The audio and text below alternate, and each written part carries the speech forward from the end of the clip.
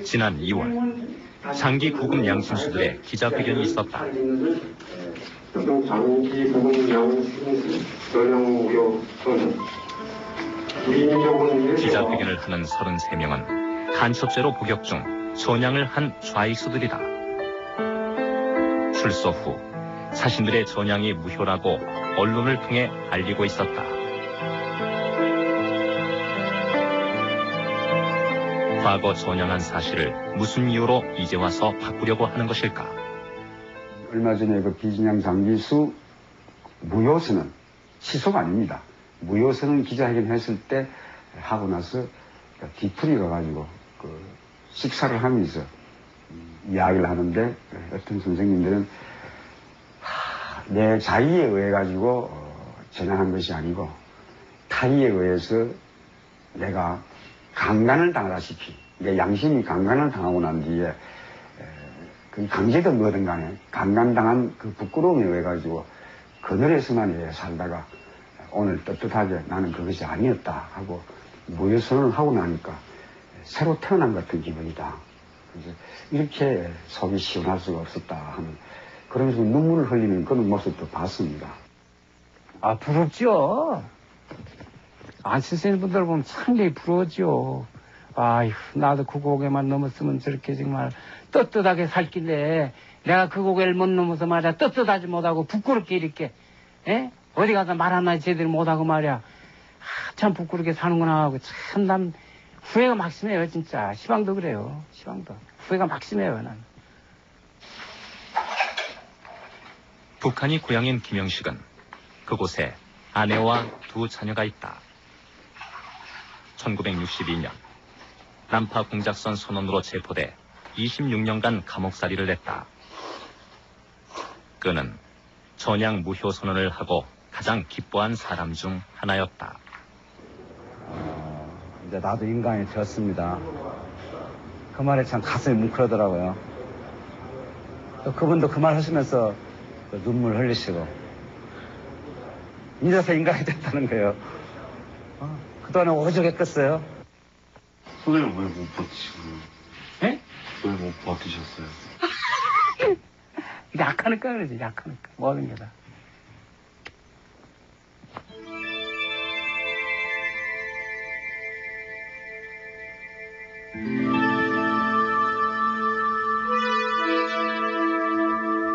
방향을 전환한다는 의미인 전향.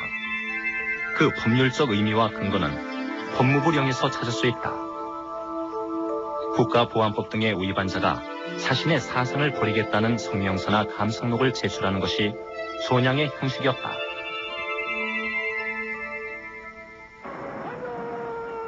전향 제도의 기원은 일제시대로 거슬러 올라간다.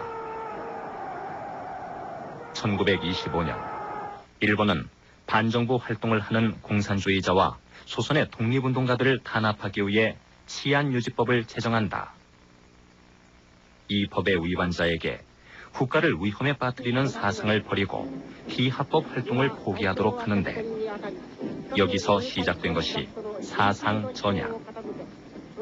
1931년 사상 전향 제도를 공식화하고 일제 말기 그 강도를 높인다. 태평양 전쟁 나고 나면은 일본 제국주의자들의 전향제도 내용들이 더 깊어져요.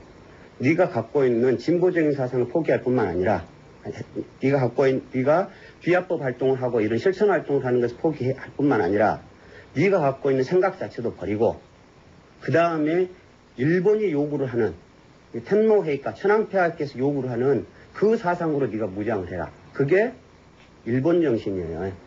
야마토 다마시 일본 정신으로 무장이 됐을 때만이 전향으로 받아줘요. 일본 패망과 함께 전향 제도도 사라지지만 분당과 한국 전쟁을 거치면서 다시 전향 제도가 등장한다. 좌익수들을 통제하기 위한 목적이었다. 이때부터 전향하지 않은 좌익수들은 차별 대우를 받기 시작한다. 또 가장 우리가 이 형무소 살해하는 과정에서 슬픔을 먹는 배고픈 겁니다. 배고픔. 배가 고파서 나간 분들이 많이 있었습니다. 이기지 못했어. 그때 당시 나보고 건너끼는 소원이 뭐냐? 우리 조국이 통일되지 않는다. 안 했습니다. 저 보리밥 한번 시켜 먹었으면 좋겠다. 두 번째 소원이 뭐냐 물으면 저 보리밥 한번 배 터지게 먹었으면 좋겠다. 세 번째 소원이 뭐냐 물으면 내 출소하면은 반드시 엄마한테 가가지고 어머니한테 저 꽁보리밥 한번 해달라 가지고 제가 한번 몇 날 며칠을 내 배 터지게 한번 먹어보겠다고 포항을 가졌다니까요. 포항을. 형편없는 식사량이 위법 사항은 아니었다. 모든 수용자는 범죄의 정도와 개선 가능성에 따라 4등급으로 나뉘는데 비전향 좌익수들은 급 외인 D급으로 분류. 일하는 것이 금지되고 누진 섬수를 받지 못해 결국 가석방과 사면 대상에서 제외된다. 하지만 전향을 하면 C급으로 올라가고 모든 면에서 더 나은 대우를 받게 된다. 급의 판정을 받은 비전향자들에게 식사량과 같은 차별은 얼마든지 가능했다. 189g인가? 220에서 180하고 그렇게 될 거예요. 거기서 다 뺐을 때는 그렇게 됩니다. 그것만 먹으면 그게 배고픈 거 아닙니다. 또 찬 제대로 준다면. 그것이 안 되니까 그렇게. 그리고 이제 이것이 점점 누적돼서 절대 부정량이 점점 누적되면 더 고파지는 거야. 요 턱 이거 못 올라가는데. 그래서 단백질 부족 현상이 나타나면 무릎을 못 씁니다. 일어나지 못해요. 그때 그 의무과에서 콩 한 홉을 처방을 해줘. 볶은 콩 한 홉을 처방해줘. 그러니까 볶은 콩 한 홉 못 하면 거짓말 같이 일어나. 아주 최저 한계선에 전부 다 도달돼 있었어요. 이 건강이 자체가.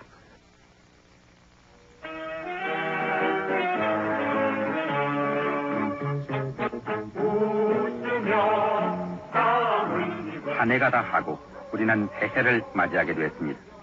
지내온 1972년 한 해 동안 우리는 시월여신의 출범 남북 비전향 좌익수에 대한 법적인 차별과 단합으로 그 수는 급격히 줄어든다.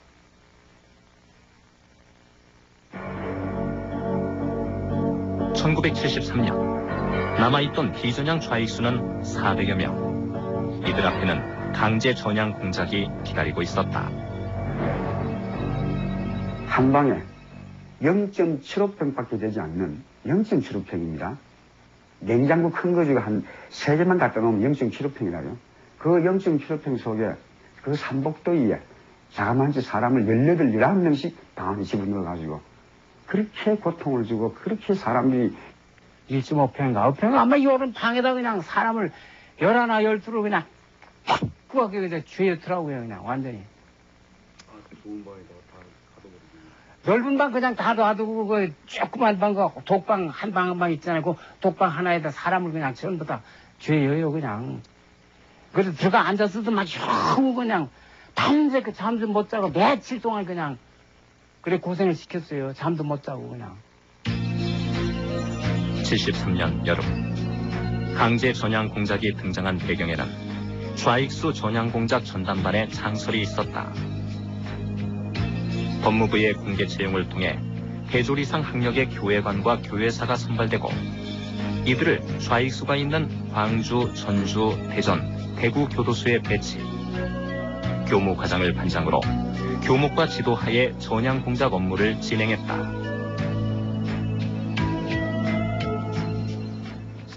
한 가지 놀랄만한 사실은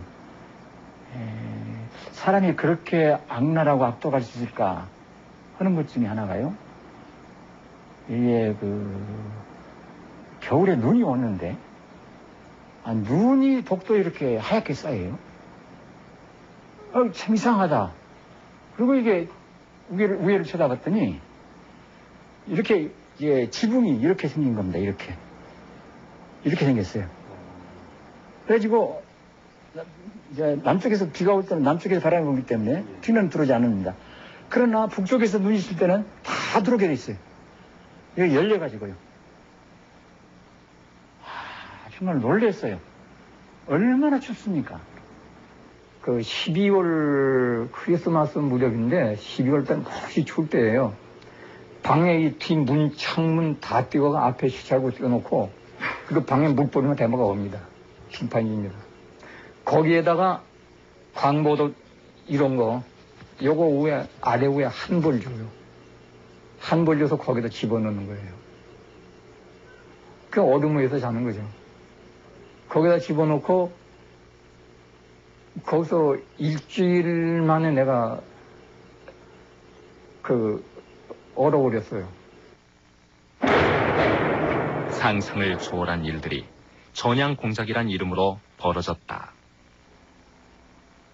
자기들이 직접 그 매를 드는 것은 좀 더 자중했던 것 같아. 매는 것은 채소자, 소위 요즘 부르는 말로 떡봉이라고 합니다.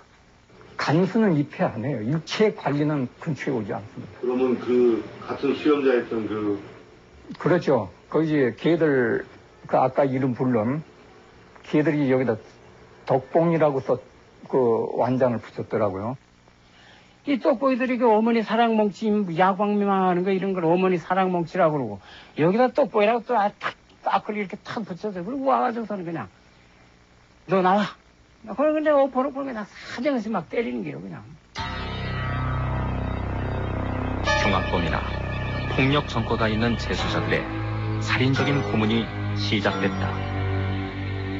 대전 같은 경우에는 가장 효과적이었던 방법이 아까 말씀한 대로 이제 흉악범을 2사람, 3사람 정도 방에 넣어놓고 거기에다가 한 사람씩 집어넣는, 이것으로 전향을 안 한 예가 없는 걸로 알고 있습니다. 제가 여기 이 방에 들어간 사람은 무조건 다 전향을 안 한 걸로 알고 있습니다.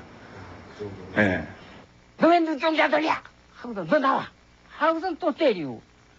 그 다음에 너 식구통 손 내놔. 이렇게 하면 또,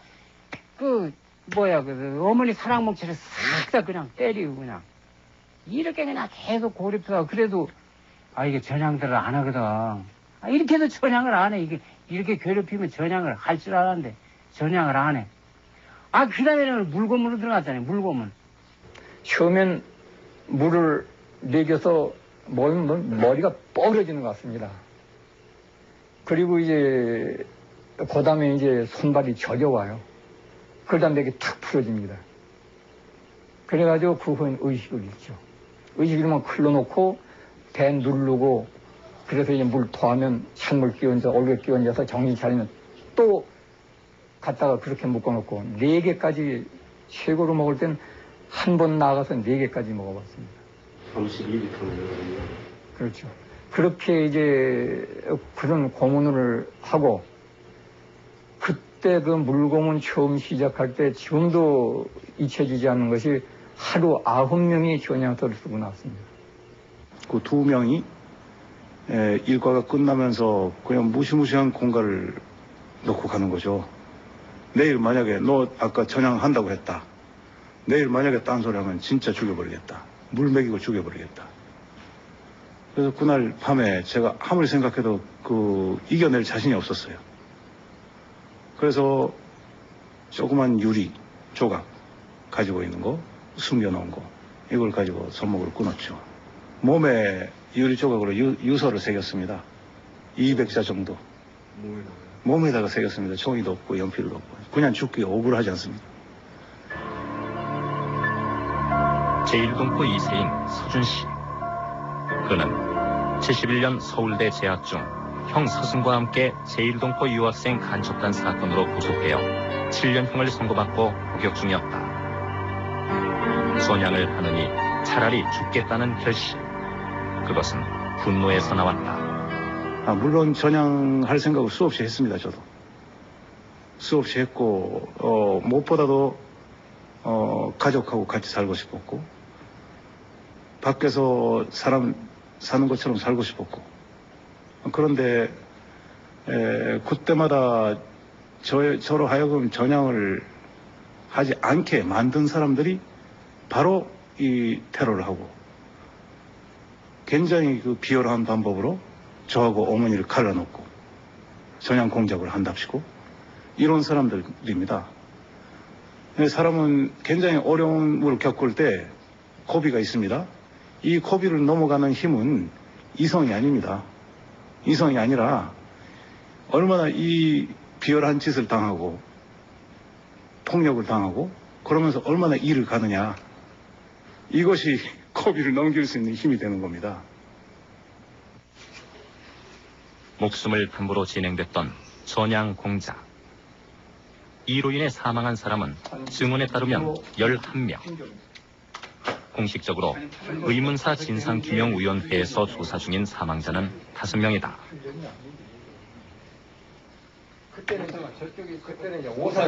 대부분의 증거 수집은 전양 공작을 경험한 좌익수들의 증언에 의존하고 있다.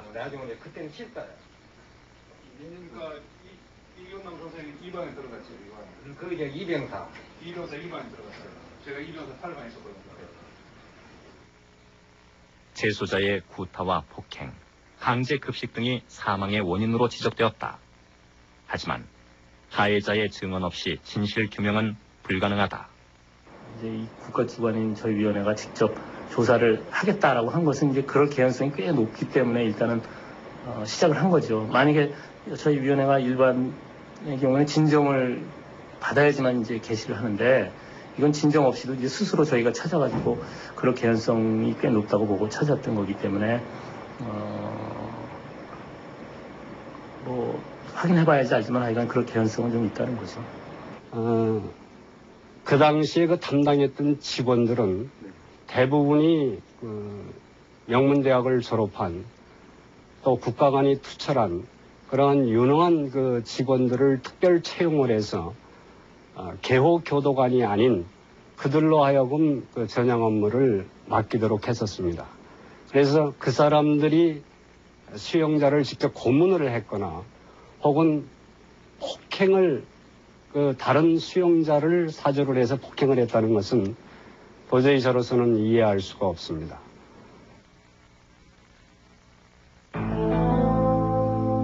(73년) 400명에 달하던 비전향 좌익수가 75년에는 그 절반인 200명으로 줄었다. 어떤 강제도 없이 가능한 일이었을까? 교도소에서 당시 굉장히 많은 분이 전향을 하셨는데 그러면 전부 그 대화에 의한 권유로 전향을 하신 겁니까? 그렇죠. 그렇죠. 당연히죠. 그분들이 그냥 말로 하면 다 전향하세요? 이제 민주화 교육에 의해서 교육에 의해서 그렇게 된 것이죠. 민주화 교육인데 어떻게 폭행을 합니까? 그건 말도 안 되는 소리고 어디까지나 민주적인 카운셀링 상담에 의해서 전향을 시킨 것이죠. 그런데 이 사람은 한번 화가 나고 흥분하면 앞뒤를 못 가리는 사람이에요. 그런 이상한 성격 가진 사람입니다. 그래서 교도관들이 하면 사디스트다 이런 이야기를 했습니다. 어떤 나쁜 놈이 그렇다고 소리를 해요. 사실 무근입니까? 그런 사실은 전혀 있을 수가 없어요. 사상을 민주화시키는 그런 교육 아닙니까? 그런데 무슨 뭐 강제라는 것이 있을 수도 없는 것이고, 그리고 이제 거실에서 이루어지는 것은 이제 보안과 계통이지 우리 교무과 계통이 아닙니다. 거실 관계는. 만일에 보안과에서요, 교무과에서 하고자 하는 일에 대해서 거절을 했다든지, 전환공상 필요한 일을 거절을 했다든지, 또 전환공작 대상이 되어 있는 재소자를 보안과에서 잘못 따랐다든지 할 적에는 그럼 우리가 경치지요. 보안과에서. 경친다 하시면 정정부에서 뭐 실책이 아니겠습니까? 교무과에서 이거 뭐 보안과에서 일하니 우리 전환공작 못하겠다 하면 왜 하겠어요? 그래. 어려웠어요. 그 당시에 일하기가. 제가 그 사람들 말에 의하면, 그 공작관 말에 의하면 법무부 지시를 받으면서 안기부 지시를 또 들어왔습니다. 당시에 중앙정보부. 그렇죠. 중앙정보부 지시에 의해서 지시를 받으면서 이제 교무과, 법무부, 교정국 이렇게 계통이 내려온다고 그래요. 그때는 중앙정보부지 아마. 중앙정보부 분실에서 그 업무를 이제 주관을 하고요. 그래서 중앙정보부에서 이제 그 교무과에다가 전환 공작반 하는 거를 둬가지고, 그래가지고서 이제 그 공작반 중에서는 고도의 그 전환 관계에 대한 뭐 교육을 받은 사람들 아니겠습니까? 그런 교회관들이 있었어요. 교회관요? 예. 근데 이런 팀 중에서 한 사람, 두 사람씩 있는 이런 사람들이 그런 테러를 주도했습니다. 이런 사람들이 깡패들에게 방법을 가르쳐주고 다들 다 자기들이 많이 해봤으니까. 그래서 동료 교회사들도 이런 사람들의 눈치를 보면서 우리를 때렸고 이런 사람들이 굉장히 큰 역할을 한 거죠. 당시 모든 좌익 관련 활동을 담당했던 중앙정보부.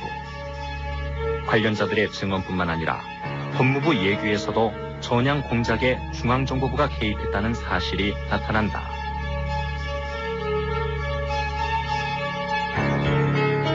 경호과에서는 말이죠. 재난공작을 전담하면서 재난공작을 해가지고 그 수행하는 데 대해서는 정보부에서 아마 어떤 이게 있었을 거예요. 대가가. 돈을 받았단 말입니까? 돈을 받았기나 뭔가 있으실 겁니다. 재난공작비라 해서. 교회사들이 점수를 받아가지고 승진도 빠르고 또 저기 뭐지 상여금인가 보상금도 받고. 그건 사실입니까? 사실이에요. 제가 통화를 했던 그 몇 교회사분들은 그런 거 없다고. 아니 사실이에요. 자기들이 입에서 나오는 거.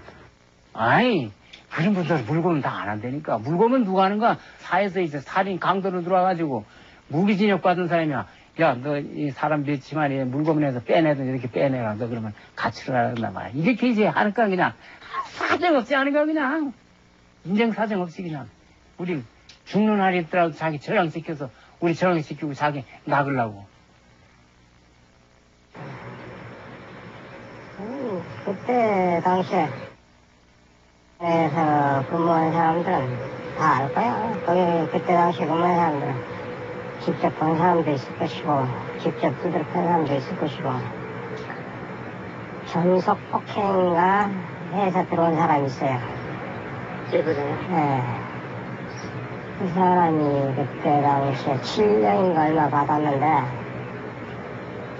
그 사람이 사망청소부로 나와 있었어요. 그 사람을 주로 이용해서 폭행을 했다 하더라고요. 같은 제도자를 이용해갖고. 그렇죠. 그건 위법이잖아요, 분명히. 그렇지, 그게 위법이잖아요.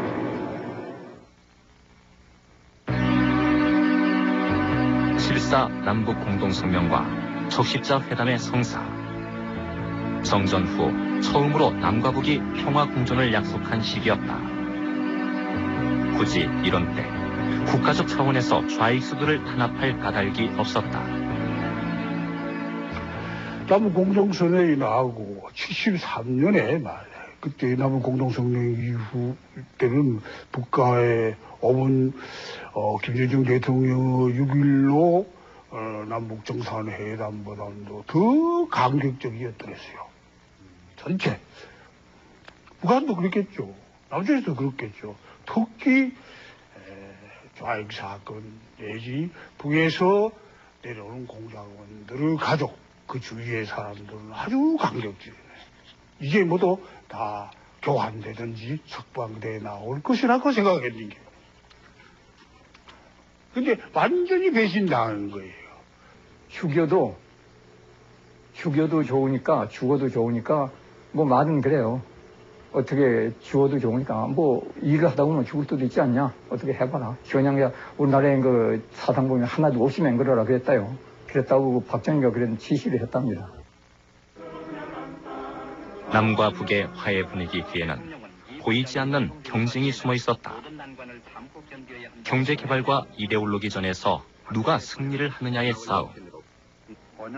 자유대한의 품에 안긴 좌익수 숫자는 중요한 지표였다. 그러니까 일종의 이데올로기 전에 있어서 우위를 차지한다 이거야. 특히 북에서 내려오는 공작원들이 이쪽 사회를 보고 사상을 저항했다. 그러면 이쪽에 그 자유민주주의의 이데올로기가 우위에 서게 되지 않습니까? 그지? 그런 게 아마 주된 목적인 것 같고. 반공, 방첩의 구호 아래 온 국민이 한 마음으로 단결하던 시대. 간첩은 인간이 아니라 때려잡고 뿌리 뽑아야 할 대상이었다. 수많은 시민이 운집한 가운데 멸공통일을 부르짖으면서 대한 젊은이의 기백을 그때 당시에는 어쨌든지 간에 반공을 국시로 삼고 나라 전체가 똘똘 뭉쳐서 그걸 이루고자로 한 거 아닙니까? 그런 중에 그들이 가지고 있었던 생각 모든 것들을 총망라해서 국가를 정복시키려고 하던 사람들이에요. 그 사람들에 행해서 전향 공작관들이 좀 무리한 행동을 해서 전향 공작을 해보려고 했다. 그럼 전향 공작하면 그 사람들 죽이는 겁니까? 월남이 패망하면서 극동리 동북아 정세가 상당히 불안했었고 또 출소자의 약 500명 정도가 그 당시에 출소할 미전향이로 출소할 위기에 처해 있었습니다. 그러니까 공산주의자들이 과반수 이상이 약 한 500명 정도가 출소를 한다면은 우리 사회는 혼란에 올 것이라 생각해서 했습니다. 4.19 때 감형 조치를 받은 많은 좌익수들이 70년대 초반 풀려날 상황이었다. 이들을 통제할 새로운 제도가 필요했고 1975년 사회안전법이 국회에서 통과된다. 전쟁 때 부역을 했거나 아니면 빨치산 활동을 했거나 이런 사람들이 아까 말씀했듯이 4.19 후에 전쟁 때 무기징역을 받았다 하더라도 4.19 후에 유기형으로 감형이 됐단 말입니다. 그래서 이런 사람들이 70년대 초에 나가게 되는데 내보내지 않으려고 만든 내보내지 않으려고 했던 조치가 첫 번째로 전향 공작이었고 두 번째로 그 전향 공작도 견뎌낸 사람에게는 이 사회안전법이라는 제도를 만든 거죠. 죗값을 다 치르고 출소한 뒤라도 재범에 현저한 위험이 있는 사람은 사회안전법으로 다시 구금할 수 있었다. 그런데 현저한 위험이 있는지 어떻게 합니까 그걸? 그런 걸 분간할 수 있는 과학적 근거는 아무것도 없습니다. 근데 이것을 구분하는 근거, 이것은 오로지 전향서를 쓰느냐 마느냐 여기에 의존할 수밖에 없는 거고 그래서 전향이라는 제도가 꼭 필요했던 거고 전향이라는 제도를 없애면 사회안전법 같은 제도가 지속될 수가 없습니다. 빨치산 활동으로 20년 형을 산 임방규. 출소 후 신혼살림을 차리고 있을 때 보안 감호 처분을 받았다. 비전향이 이유였다. 그러니까 저 사람하고 들어가기 전에 5개월 전에 결혼을 했거든. 이제 가정도 꾸리고 살고 있는데 또 갖다 집어넣었단 말입니다. 감옥이 어떤 곳인데. 감옥은 있으면 지옥이라고 하지 않습니까?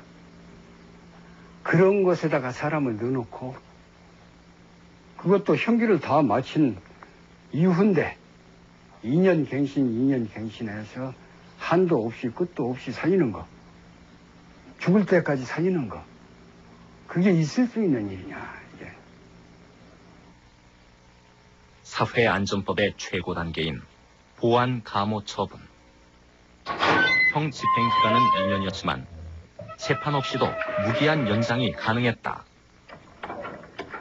범죄 예방 차원에서 가둬두는 감호소가 시설이나 대우면에서 교도소와 다를 바 없다는 점도 문제였다.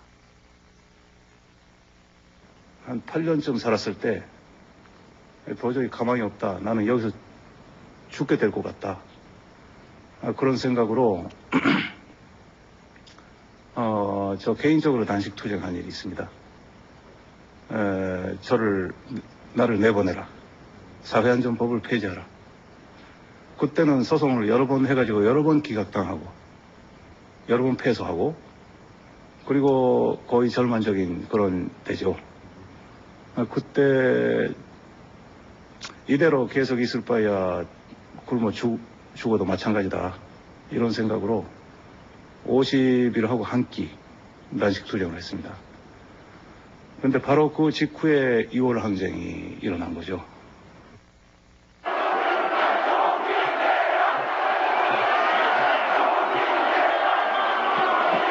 87년 6월 전국을 휩쓴 민주화 운동으로 서준식은 전향하지 않고 석방될 수 있었다.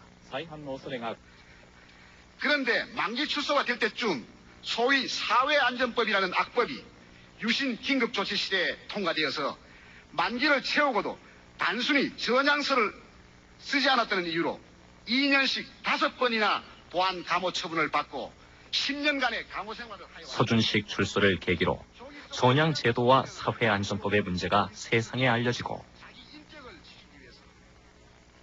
국가 보안법, 사회안전법, 사회보호법 중 비민주적인 조항은 개정하고 비민주적인 제도와 관행은 국민 여러분의 요구를 기다리지 않고 앞장서서 개선 정비하겠습니다.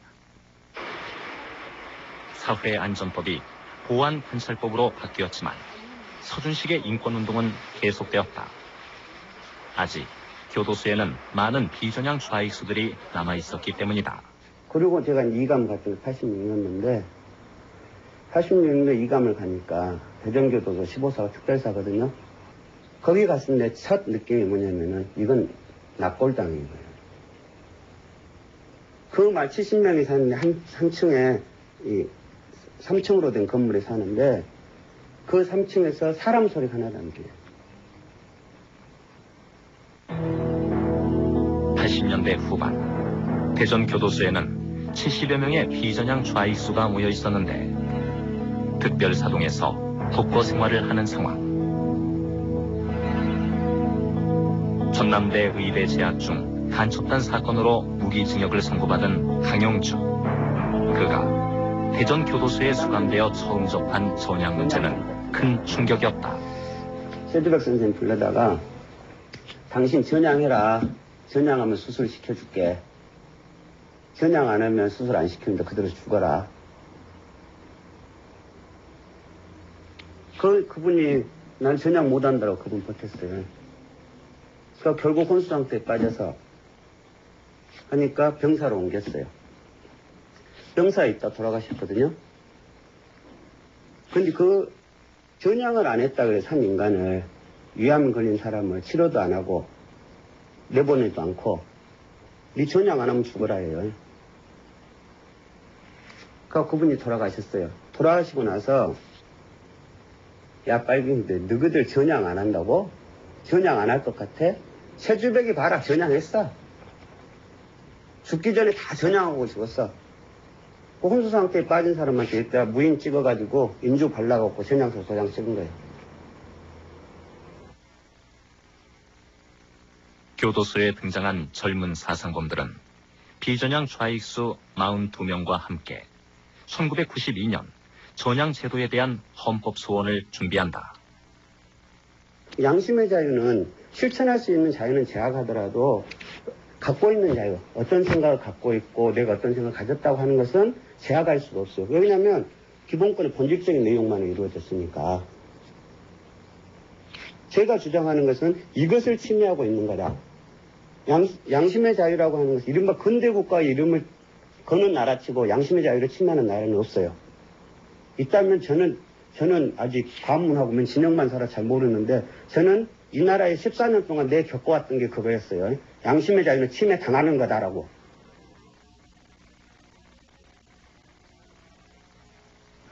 좀 어떻게 보면 좀 여러 가지 생각이 참 교차했습니다. 그분 중에는 한 30여 년간 외계에 있는 그 사람을 처음 봤다는 분도 있었고, 어떤 분은 말을 거의 잊어버리신, 그러니까 그 내부에서 말을 많이 안 하시니까 말하자면 말의 도구, 입은 있어도 그 언어라든지 기타 이런 것들은 30년 동안 이렇게 정체해 있었던 분도 있었고 해서 그 말을 제대로 잘 못하시는 분도 있었고, 그리고 정말 이런 바깥에서의 어떤 도움에 대해서 감격의 눈물을 흘리시는 분도 있었고 그랬습니다. 비전향을 이유로 재소자가 누릴 수 있는 모든 혜택에서 제외시키는 급의 판정. 이 법적 차별이 양심의 자유를 침해하는 증거로 제시되었다. 그렇죠. 이제 전향제도를 법률적으로 합법화시키고 있는 것. 그게 무엇인가. 그걸 이렇게 저희들이 추적을 해서 들어가다 보니까 수용자 분류 처우 규칙이라는 게 있었습니다. 물론 자기의 어떤 개인적인 사상 때문에 그것이 폭력적인 어떤 방식으로 표출된 것이 아니라 그 양심 하나 때문에 그것을 가지고 있다는 것만으로도 처벌이 된다는 것은 그건 어떤 민주주의의 근간인 이런 양심의 자유에 본질적으로 위반된다고 저희들은 봤고요. 그것은 모든 법률가가 저는 동의할 그런 내용이 아닐까 싶거든요. 1995년 헌법재판소의 판결은 기각. 전향제도가 위법이냐 아니냐의 판단은 유보한 채 절차상의 이유로 기각된 것이다. 저는 헌법소원을 낼 때 우리 사회에서 헌법소원을 양심의 자유를 위배된다 이렇게 받아줄 거는 저는 생각을 하지 않았어요. 우리 사회가 무슨 인권이 있는 사회가 민주주의도 있는 사회가 아니니까. 근데 유엔에다가 개인 통보를 내려면은 그 나라에서 밟을 수 있는 모든 구제 절차를 밟아도 안 됐을 때 낼 수 있게 돼 있거든요. 1990년 한국은 유엔 인권규약에 가입했고 92년 열린 인권이사회에서는 이미 전향제도의 문제점이 지적되었다. 그래서 이제 인권이사회에서 논의하는 과정에 그 전향제도에 관한 질문이 굉장히 많이 나왔죠.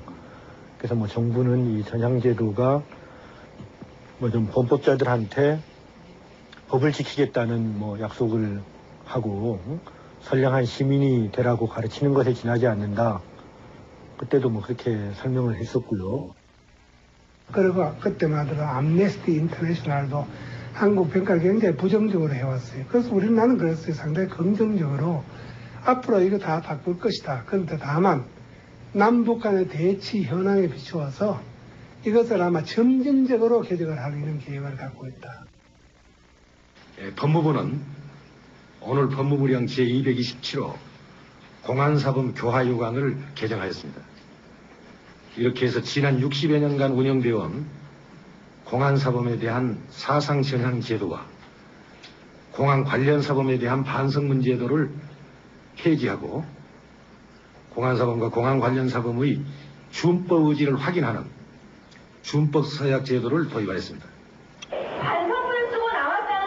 전향제를 준법 서약제로 대체한다는 정부 발표는 예상밖의 반발을 불러왔다. 사면을 해주고 가석방을 해주고 해서 대법원이 확정해 놓은 형을 줄여서 해주려고 할 때는 줄일 만한 이유가 있어야 할 거 아닙니까? 아무 이유 없이 어떤 사람은 줄여주고 어떤 사람은 안 줄여주고 할 수는 없는 거 아니에요. 그때 물어보는 제도예요. 근데 그것도 물어보지 말란 말이에요. 그냥 물어보지 않고 그냥 풀어주면. 만일 물어보지 않고 풀어줘서 또 범법행위를 하면 어떻게 합니까? 누가 책임을 집니까? 준법서약서를 안 썼다. 안 썼으니까 니는 나가서 또 그런 행동을 할 수 있다. 반정부 활동하고 못하고 민주화 운동하고. 그러니까 못 내보겠다는 게 정부 논리였지 않습니까? 그럼 준법서약서를 안 썼다는 이유로 해서 그 사람 4명이 추측되잖아요. 추측되고 그 추측한 데 기초로 해서 차별을 줬지 않습니까? 이런 것이 양심의 자유를 침해하는 거라고 해요. 이게 상식이에요. 바로 그 99년에 그 유엔의 휴먼 라이츠 커미티 인권이사회라고 하는 국제기관에서 이 준법서약서 제도도 국제법에 위반되는 야말로 사상과 양심의 자유를 침해하는 제도다. 그러니까 폐지해라라고 권고를 한 바 있거든요.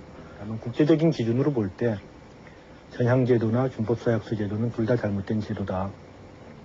그러니까 하나의 잘못된 제도를 정도가 조금 덜 할지는 모르지만 또 다른 잘못된 제도로 대체하는 것은 민주주의 국가의 정부로서는 특히 김대중 정부로서는 부끄러운 일이다. 저는 그렇게 생각을 합니다. 99년 준법 서약서를 거부하며 끝까지 감옥에 남아있던 비전향 좌익수 17명이 사면되었다. 하지만 전향 문제의 완전한 해결은 아니었다.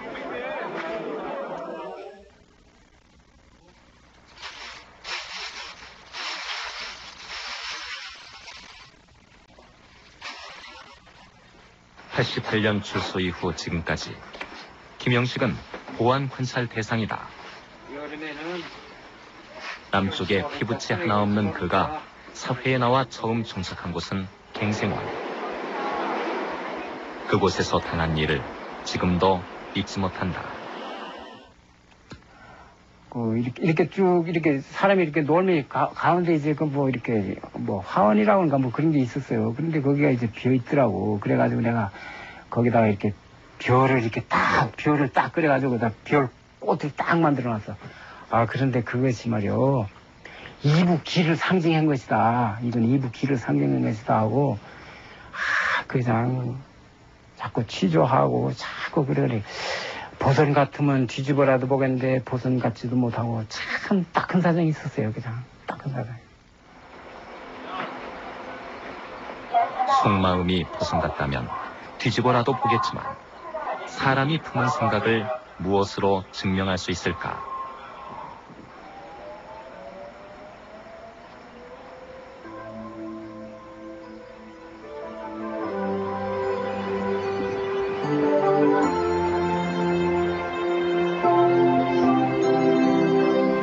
증명할 수도 없는 생각을 바꾸라고, 전향하라고 죽지 않을 만큼 고문하더니 전향을 한 후에도 그는 여전히 위험인물일 뿐이다.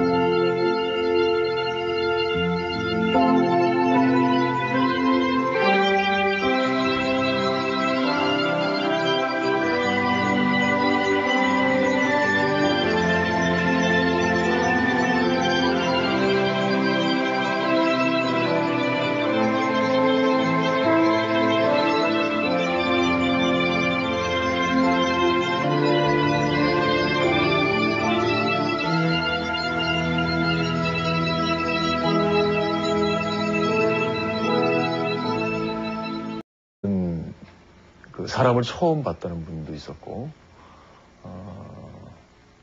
어떤 분은 말을 거의 잊어버리신, 그러니까 그 내부에서 말을 많이 안 하시니까, 말하자면 말의 도구, 입은 있어도 그 언어라든지 기타 이런 것들은 30년 동안 이렇게 정체되어 있었던 분도 있었고 해서 그 말을 제대로 잘 못하시는 분도 있었고, 그리고 정말 이런 그 바깥에서의 어떤 도움에 대해서 감격의 눈물을 흘리시는 분도 있었고 그랬습니다. 비전향을 이유로 재소자가 누릴 수 있는 모든 혜택에서 제외시키는 급의 판정. 이 법적 차별이 양심의 자유를 침해하는 증거로 제시되었다. 그렇죠. 이제 전향제도를 법률적으로 합법화시키고 있는 것, 그게 무엇인가? 그걸 이렇게 저희들이 추적을 해서 들어가다 보니까 수용자 분류 처우 규칙이라는 게 있었습니다. 물론 자기의 어떤 개인적인 사상 때문에 그것이 폭력적인 어떤 방식으로 표출되는 것이 아니라 그 양심 하나 때문에 그것을 가지고 있다는 것만으로도 처벌이 된다는 것은 그건 어떤 민주주의의 근간인 이런 양심의 자유에 본질적으로 위반된다고 저희들은 봤고요. 그것은 모든 법률가가 저는 동의할 그런 내용이 아닐까 싶거든요.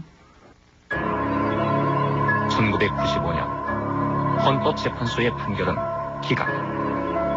전향제도가 위법이냐 아니냐의 판단은 유보한 채 절차상의 이유로 기각된 것이다. 저는 헌법소원을 낼 때 우리 사회에서 헌법소원을 양심의 자유를 위배된다 이렇게 받아줄 거는 저는 생각을 하지 않았어요. 우리 사회가 무슨 인권이 있는 사회가 민주주의 있는 사회가 아니니까. 근데 유엔에다가 개인 통보를 내려면은 그 나라에서 밟을 수 있는 모든 구제 절차를 밟아도 안 됐을 때 낼 수 있게 돼 있거든요. 1990년 한국은 유엔 인권 규약에 가입했고 92년 열린 인권이사회에서는 이미 전향제도의 문제점이 지적되었다. 그래서 이제 인권이사회에서 논의하는 과정에 그 전향제도에 관한 질문이 굉장히 많이 나왔죠. 그래서 뭐 정부는 이 전향제도가 뭐 좀 범법자들한테 법을 지키겠다는 뭐 약속을 하고 선량한 시민이 되라고 가르치는 것에 지나지 않는다. 그때도 뭐 그렇게 설명을 했었고요. 그리고 그때마다 암네스티 인터내셔널도 한국 평가를 굉장히 부정적으로 해왔어요. 로 기각된 것이다. 저는 헌법소원을 낼 때 우리 사회에서 헌법소원을 양심의 자유를 위배된다 이렇게 받아줄 거는 저는 생각을 하지 않았어요. 우리 사회가 무슨 인권이 있는 사회가 민주주의 있는 사회가 아니니까. 근데 유엔에다가 개인 통보를 내려면은 그 나라에서 밟을 수 있는 모든 구제 절차를 밟아도 안 됐을 때 낼 수 있게 돼 있거든요. 1990년 한국은 유엔 인권 규약에 가입했고 92년 열린 인권이사회에서는 이미 전향제도의 문제점이 지적되었다. 그래서 이제 인권이사회에서 논의하는 과정에 그 전향제도에 관한 질문이 굉장히 많이 나왔죠. 그래서 뭐 정부는 이 전향제도가 뭐 좀 범법자들한테 법을 지키겠다는 뭐 약속을 하고 선량한 시민이 되라고 가르치는 것에 지나지 않는다. 그때도 뭐 그렇게 설명을 했었고요. 그리고 그때마다 암네스티 인터내셔널도 한국 평가를 굉장히 부정적으로 해왔어요. 그래서 나는 그랬어요. 상당히 긍정적으로 앞으로 이거 다 바꿀 것이다. 그런데 다만 남북 간의 대치 현황에 비추어서 이것을 아마 점진적으로 개정을 하려는 계획을 갖고 있다. 법무부는 오늘 법무부령 제227호 공안사범 교화요강을 개정하였습니다. 이렇게 해서 지난 60여 년간 운영되어 온 공안사범에 대한 사상전향 제도와 공안 관련 사범에 대한 반성문 제도를 폐지하고 공안사범과 공안 관련 사범의 준법 의지를 확인하는 준법 서약 제도를 도입하였습니다. 전향제를 준법 서약제로 대체한다는 정부 발표는 예상밖의 반발을 불러왔다. 사면을 해주고 가석방을 해주고 해서 대법원이 확정해놓은 형을 줄여서 해주려고 할 때는 줄일 만한 이유가 있어야 할 거 아닙니까? 아무 이유 없이 어떤 사람은 줄여주고 어떤 사람은 안 줄여주고 할 수는 없는 거 아니에요. 그때 물어보는 제도예요. 근데 그것도 물어보지 말란 말이에요. 그냥 물어보지 않고 그냥 풀어주면. 만일 물어보지 않고 풀어줘서 또 범법행위를 하면 어떻게 합니까? 누가 책임을 집니까? 준법서약서를 안 썼다. 안 썼으니까 니는 나가서 또 그런 행동을 할 수 있다. 반정부 활동하고 못하고 민주화운동하고. 그러니까 못 내보겠다는 게 정부 논리였지 않습니까? 그럼 준법서약서를 안 썼다는 이유로 해서 그 사람 4명이 추측되잖아요. 추측되고 그 추측한 데 기초로 해서 차별을 줬지 않습니까? 이런 것이 양심의 자유를 침해하는 거라고 해요. 이게 상식이에요. 바로 그 99년에 그 유엔의 휴먼 라이츠 커미티 인권이사회라고 하는 국제기관에서 이 준법서약서 제도도 감옥은 이승우 지옥이라고 하지 않습니까? 그런 것에다가 사람을 넣어놓고 그것도 형기를 다 마친 이후인데 2년 갱신해서 한도 없이 끝도 없이 살리는 거, 죽을 때까지 살리는 거, 그게 있을 수 있는 일이냐 이게. 사회안전법의 최고 단계인 보안 감호 처분. 형 집행 기간은 2년이었지만 재판 없이도 무기한 연장이 가능했다. 범죄 예방 차원에서 가둬두는 감호소가 시설이나 대우면에서 교도소와 다를 바 없다는 점도 문제였다. 한 8년쯤 살았을 때 도저히 가망이 없다. 나는 여기서 죽게 될 것 같다. 그런 생각으로 저 개인적으로 단식 투쟁한 일이 있습니다. 나를 내보내라. 사회안전법을 폐지하라. 그때는 소송을 여러 번 해가지고 여러 번 기각당하고 여러 번 패소하고 그리고 거의 절망적인 그런 때죠. 그때 이대로 계속 있을 바에야 굶어 죽어도 마찬가지다. 이런 생각으로 50일 하고 한 끼 단식 투쟁을 했습니다. 그런데 바로 그 직후에 2월 항쟁이 일어난 거죠.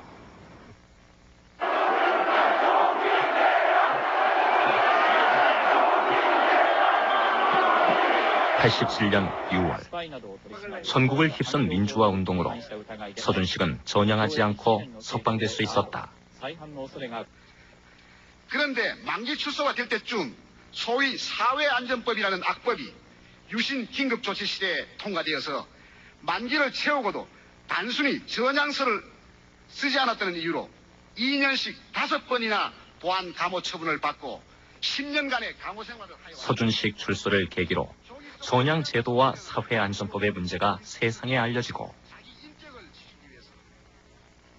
국가 보안법, 사회안전법, 사회보호법 중 비민주적인 조항은 개정하고 비민주적인 제도와 관행은 국민 여러분의 요구를 기다리지 않고 앞장서서 개선 정비하겠습니다.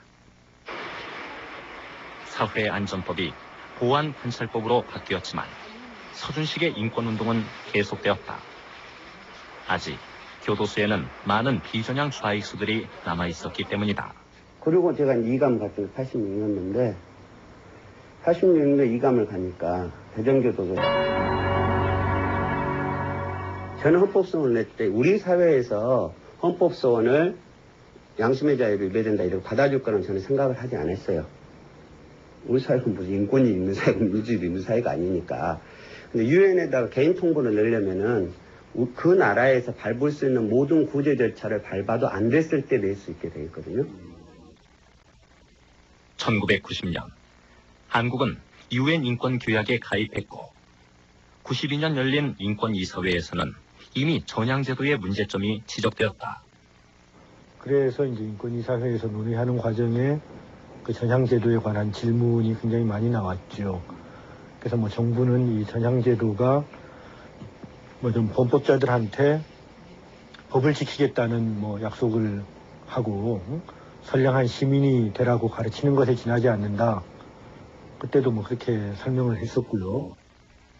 그리고 그때마다 암네스티 인터내셔널도 한국 평가를 굉장히 부정적으로 해왔어요. 그래서 나는 그랬어요. 상당히 긍정적으로 앞으로 이거 다 바꿀 것이다. 그런데 다만 남북 간의 대치 현황에 비추어서 이것을 아마 점진적으로 개정을 하려는 계획을 갖고 있다.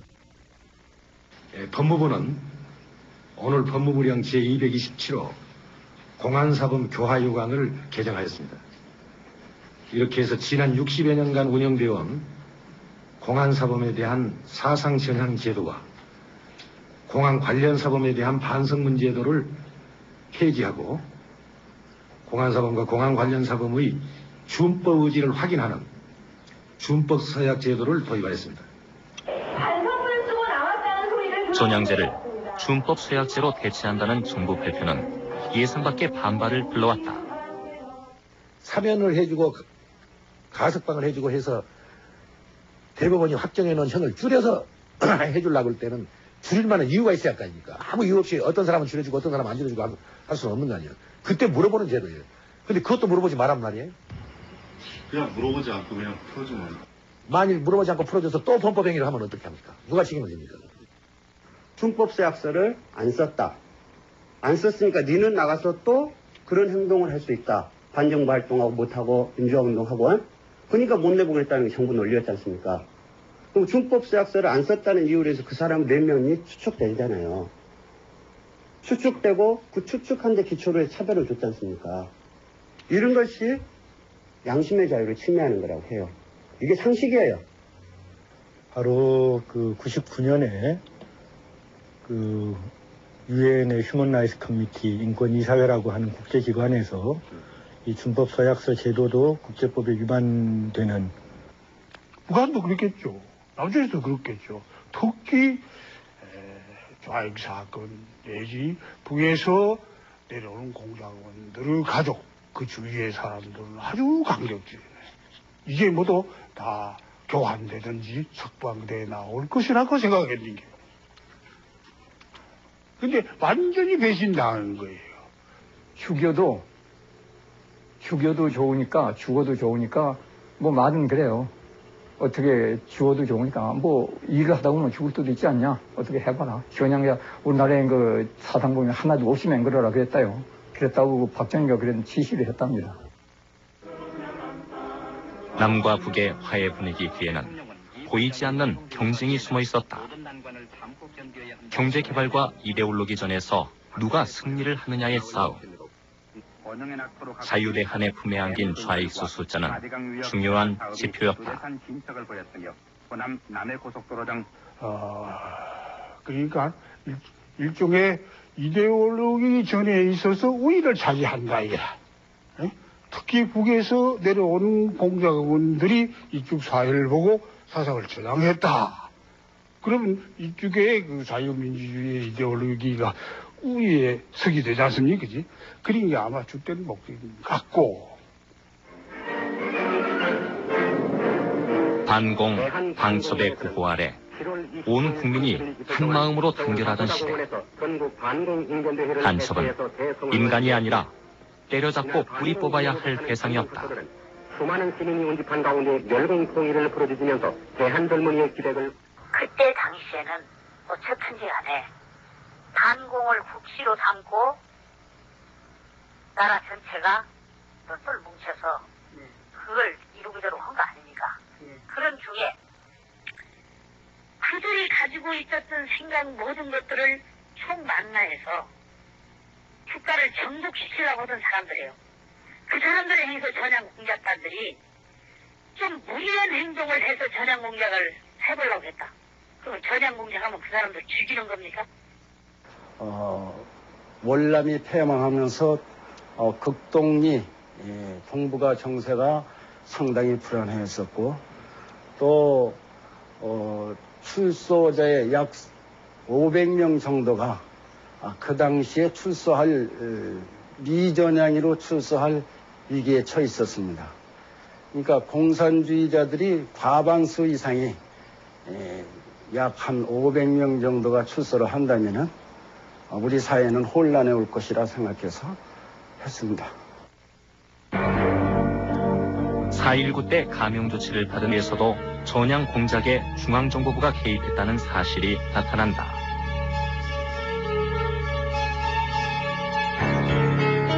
정부가에서는 말이죠. 재난공작을 전담하면서 재난공작을 해가지고 그 수고하는 데 대해서는 정보부에서 아마 어떤 이게 있었을 거예요. 대가가. 돈을 받았단 말입니까? 돈을 받았기나 뭔가 있으실 겁니다. 재난공작비라 해서.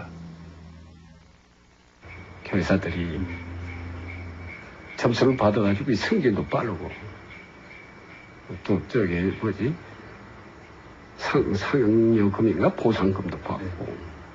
그건 사실입니까? 사실이에요.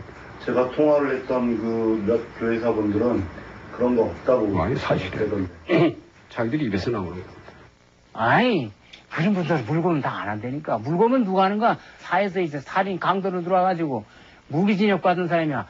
야, 너 이 사람 몇지만 물고문에서 빼내든 이렇게 빼내라. 너 그러면 가치를 알았단 말이야. 이렇게 이제 하니까 그냥 사정 없이 하니까 그냥 인정 사정 없이 그냥 우리 죽는 날이 있더라도 자기 저장시켜서 우리 저장시키고 자기 nak으려고.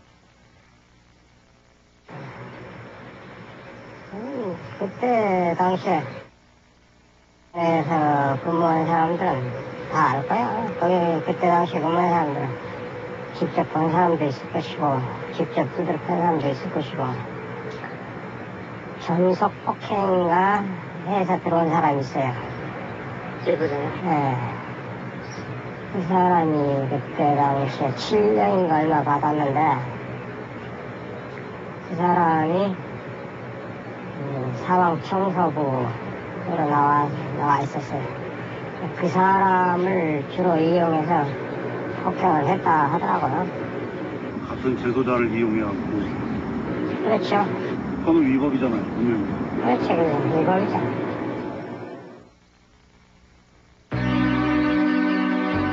실사 남북 공동성명과 적십자 회담의 성사. 정전 후 처음으로 남과 북이 평화 공존을 약속한 시기였다. 굳이 이런 때 국가적 차원에서 좌익수들을 탄압할 까닭이 없었다. 남북 공동성명이 나오고 73년에 말이야. 그때 남북 공동성명 이후 때는 북한의 어문 김대중 대통령의 6.15 남북 정상회담보다도 더 감격적이었더랬어요. 전체. 북한도 그랬겠죠. 남쪽에서도 그렇겠죠. 특히 좌익 사건 내지 북에서 내려오는 공작원들의 가족. 사람들이 수용자를 직접 고문을 했거나 혹은 폭행을 다른 수용자를 사주를 해서 폭행을 했다는 것은 도저히 저로서는 이해할 수가 없습니다.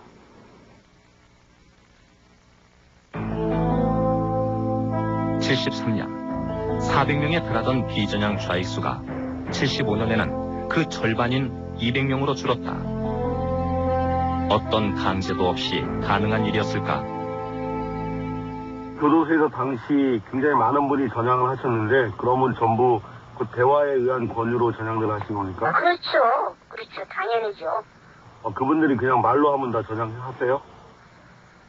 이제 민주화 교육에 의해서 교육에 의해서 그렇게 된 것이죠. 민주화 교육인데 어떻게 폭행을 합니까?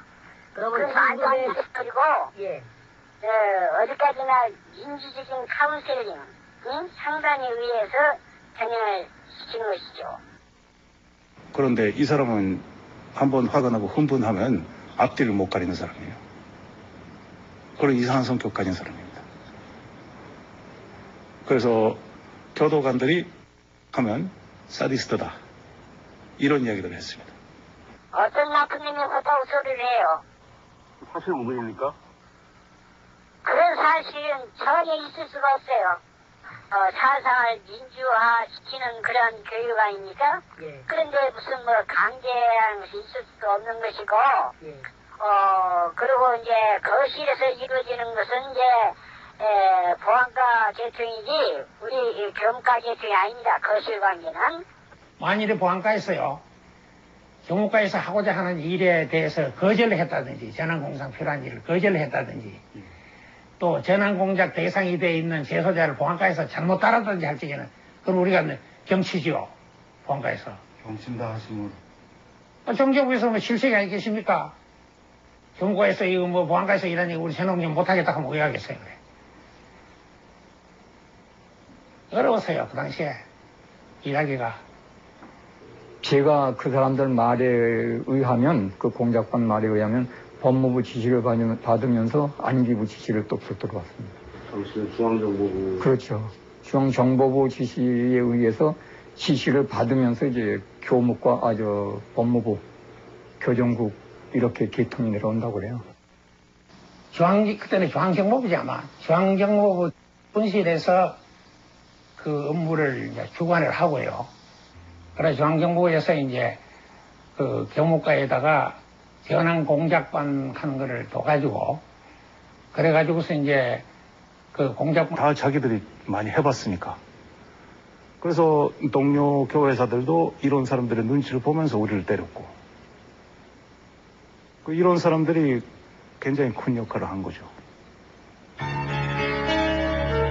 당시 모든 좌익 관련 활동을 담당했던 중앙정보부. 관련자들의 증언뿐만 아니라 법무부 예규에서도 전향 공작에 중앙정보부가 개입했다는 사실이 나타난다.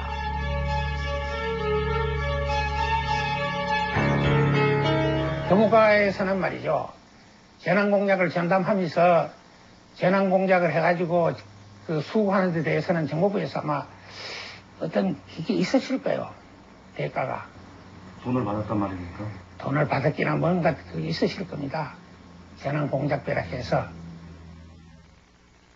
교사들이 점수를 받아가지고 성적도 빠르고 또 저기 뭐지 상여금인가 보상금도 받고.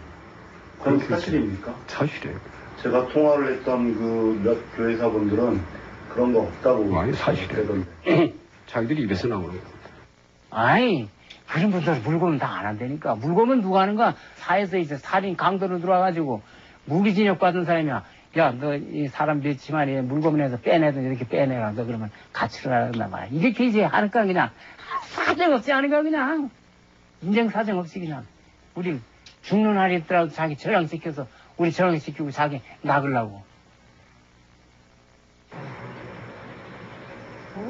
그때 당시에 에서 근무한 사람들은 다 알 거야. 거기 그때 당시에 근무한 사람들은 직접 본 사람도 있을 것이고 직접 두드려 팬 사람도 있을 것이고 전속 폭행인가 해서 들어온 사람이 있어요. 네. 그 사람이 그때 당시에 7년인가 얼마 받았는데 그 사람이 사방청소부로 나와 있었어요. 그 사람을 주로 이용해서 폭행을 했다 하더라고요. 같은 제도자를 이용해갖고. 그렇죠. 그건 위법이잖아요, 분명히. 그렇죠, 위법이죠.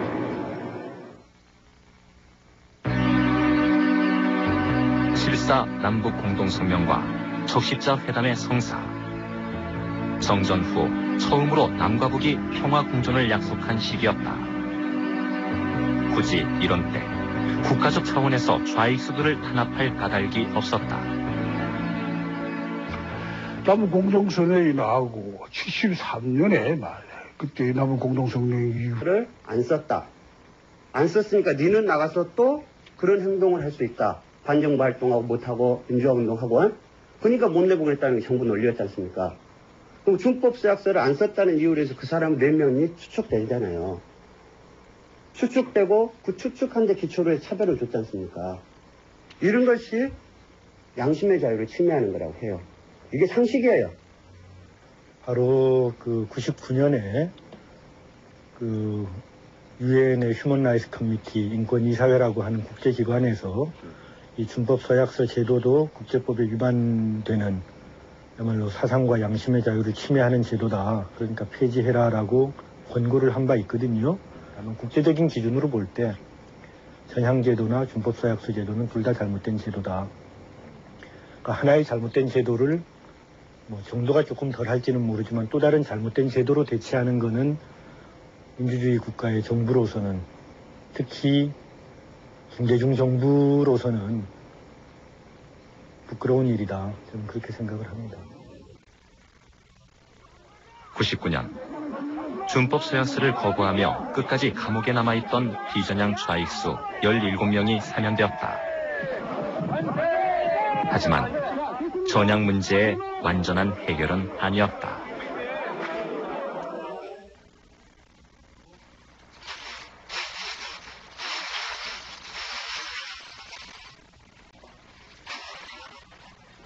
(88년) 출소 이후 지금까지 김영식은 보안 관찰 대상이다. 남쪽에 피부치 하나 없는 그가 사회에 나와 처음 정착한 곳은 갱생원. 그곳에서 당한 일을 지금도 잊지 못한다. 이렇게 쭉 이렇게 사람이 이렇게 놀면 가운데 이제 그 뭐 이렇게 뭐 화원이라고 하는가 뭐 그런 게 있었어요. 그런데 거기가 이제 비어 있더라고. 그래가지고 내가 거기다가 이렇게 별을 딱 끓여가지고 별 꽃을 딱 만들어놨어. 아, 그런데 그것이 말이요. 이북 길을 상징한 것이다. 이건 이북 길을 상징한 것이다 하고, 그냥 자꾸 취조하고 자꾸 그러니 보선 같으면 뒤집어라도 보겠는데 보선 같지도 못하고 참 딱한 사정이 있었어요. 그냥 딱한 사정. 속마음이 보선 같다면 뒤집어라도 보겠지만 사람이 품은 생각을 무엇으로 증명할 수 있을까?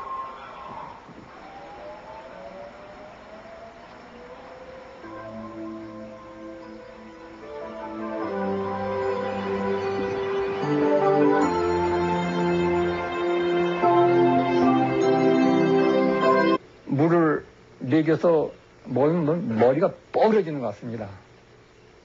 그리고 이제 그 다음에 이제 손발이 저려와요. 그러다 맥이 탁 풀어집니다. 그래가지고 그 후엔 의식을 잃죠. 의식을 잃으면 클러놓고 배 누르고 그래서 이제 물 토하면 찬물 끼얹어 얼굴에 끼얹어서 정신 차리면 또 갔다가 그렇게 묶어놓고 4개까지 최고로 먹을 땐 한 번 나가서 4개까지 먹어봤습니다. 32리터네요. 그렇죠. 그렇게 이제 그런 고문을 하고 그때 그 물고문 처음 시작할 때 지금도 잊혀지지 않는 것이 하루 9명이 전향서를 쓰고 나왔습니다.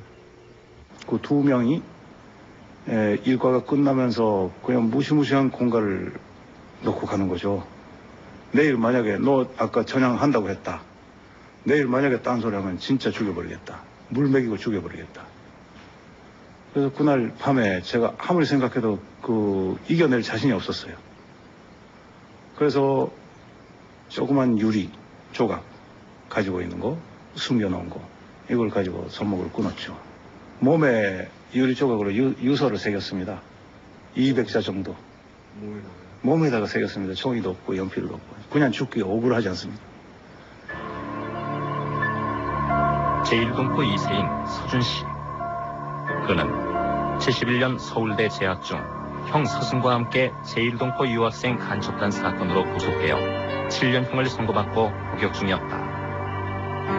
전향을 하느니 차라리 죽겠다는 결심.